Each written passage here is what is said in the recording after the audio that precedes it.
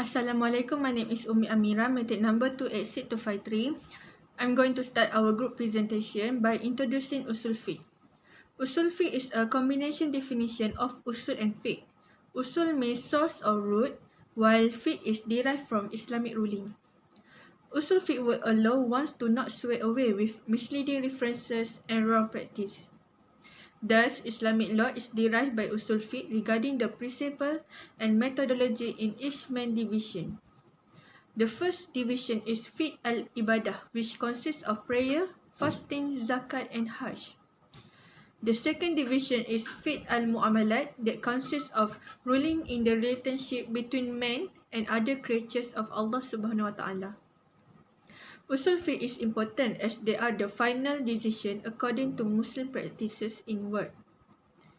Even though the order are directly from the Holy Quran and Sunnah to derive laws, Usul Fiqh is an important rule to understand the meaning of the text in the Holy Quran and Sunnah in detail. Usul Fiqh plays an important role in examining Islamic law sources and the methods to deduce the law for the Muslim. Hi, my name is Nur Izzah binti Makrazi.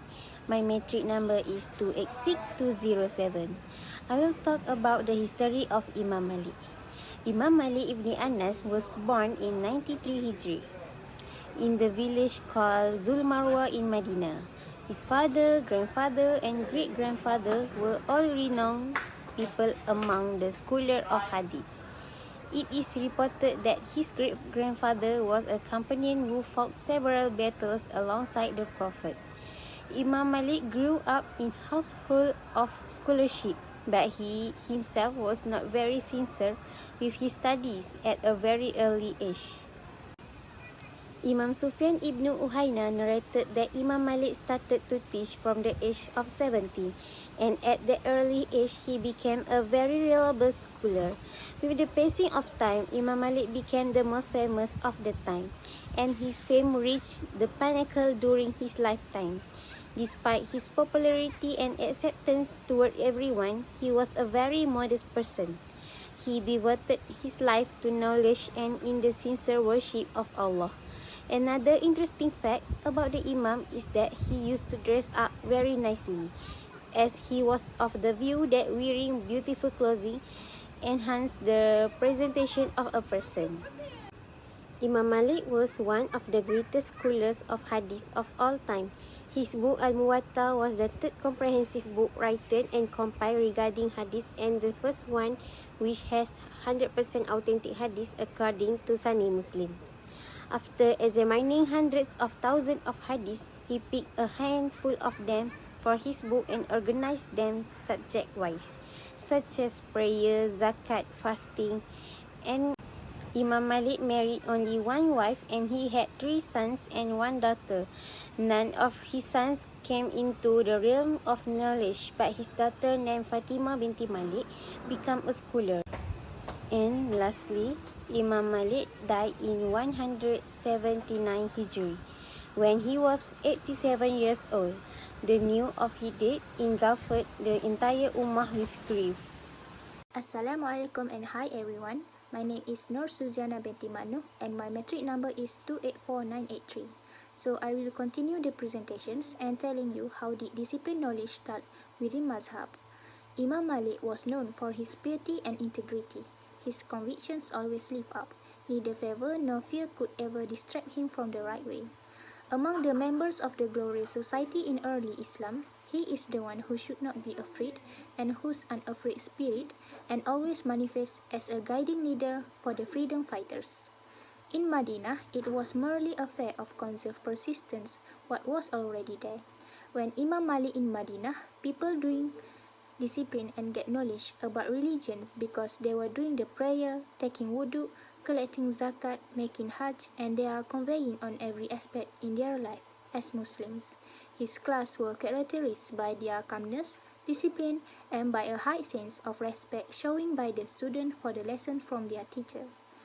He never tolerated any indisciplines when he lectured on the tradition of the prophets. Imam Malik experienced substantial poverty in pursuits for knowledge. So that's all from me. I will pass to the next presenter. Hello, Assalamualaikum. My name is Nur Hafiza and I will continue this presentation with the issue that arises today, which is COVID-19 pandemic. Due to the obvious COVID-19 pandemic, almost all countries made lockdown or movement control order MCO to break this pandemic network. The effect on society can be felt in all aspects of life, including in matters related to religion. Muslim practices of worship have been impacted by the COVID-19 pandemic, which is prohibition private prayer at mosques and congregational prayer such as the order to worship Zuhur at home instead of private prayer in the mosque, Tarawih prayer at home throughout the last month of Ramadan, and Eid prayer at home rather than in the mosque as usual. This is because the COVID-19 sickness is contagious and spread easily through contact and air. To stop spreading of this scourge, the Malaysian community must work together to do social distancing. As a result, the COVID-19 pandemic has had a significant impact on all Muslims in Malaysia, as they are no longer able to lead congregational prayer and private prayer in the mosque as usual. Assalamualaikum, my name is Nuliana binti Irahi and my metric number 287598. I will continue the part of solving the issue. As we know, during pandemic COVID-19, the issue of stopping worship practice such as Friday prayers and congregational prayers in mosque or surau is being debated in the community about the law and the best solution to this issue to prevent the spread of dangerous disease.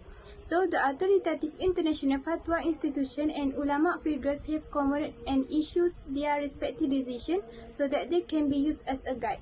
First, the Muzakkara decision of the National Council for Islamic Religious Affairs Malaysians, MKI, all mosque and surah operations such as congregational prayers are delayed for 10 days, same with the Hayat Kibar Ulama Al-Azhar Al-Shari decision. The country should stop activities in mosque for a temporary period to prevent the spread of disease because it can be harmful to health and community life. But Hayat decision reminded the Muslim community of three important points. First, the call to prayers must be shown at every prayer time in mosque. Second, Hayat reminds people to pray congregationally at home with their families even congregational prayers in mosque are delayed. Third, it is Islamic obligation for every citizen to follow the instruction and guideline issued by the Ministry of Health in order to stop the spread of this issue. In conclusion, when collecting many other fatwa concerning postponed operation in mosque, the argument used in issuing the law are similar, in that it is the responsibility to celebrate one of the maqasid syariah, which is to protect life, and every instruction from the government must be obeyed and complied. Thank you. The conclusion is current fiqh concept formulate legal adjustment based on this changeable element. The explanation above lead to the conclusion that Muslims are able to continuously adjust Islamic law in the complex modern world by using fiqh in their daily life. The current fiqh is a system of adaptable Islamic law and that use ijtihad in accordance with environmental reality and local community demands. It demonstrates that Islamic law is able to immediately address all of the concerns and issues of individuals of every era and location, demonstrating that Islamic law is appropriate for use in all eras.